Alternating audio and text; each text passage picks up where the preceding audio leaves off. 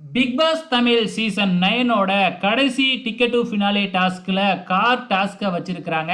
அதாவது ஒரு கார வச்சர்றாங்க. அந்த காருக்குள்ள தான் எல்லாருமே இருக்கிறாங்க.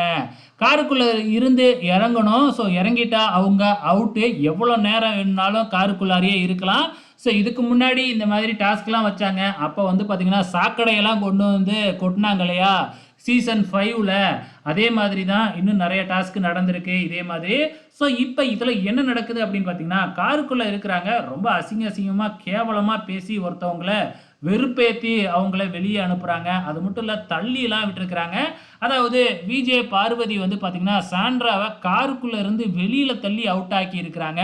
இதனால சாண்ட்ராவுக்கு பேனிக் அட்டாக் வந்து நேரா ஹாஸ்பிட்டலுக்கே தூக்கிக்கிட்டு போயிட்டாங்க அப்படிங்கிற மாதிரி நியூஸ் வந்திருக்கு. ஆக மொத்தத்துல நம்ம சாண்ட்ரா எதுவுமே நடக்கலனாலும் ஆஸ்கர் லெவலுக்கு நடிப்பாங்க. இப்ப உண்மையாலுமே இப்படி ஒரு சம்பவம் நடந்தா என்ன பண்ணுவாங்க அப்படிங்கிறது நமக்கு நல்லாவே தெரியும்.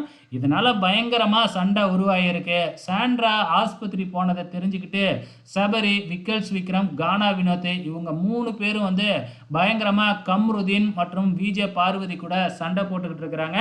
கடைசியா காருக்குள்ள இருக்கிறது திவ்யா கணேஷ், அரோரா, அதுக்கப்புறம் விஜே பார்வதி, கம்ருதீன் இவங்க 2 பேரும் வந்து பார்த்தீங்கன்னா பயங்கரமா இரிட்டேட் பண்ணிக்கிட்டு இருக்கிறாங்க.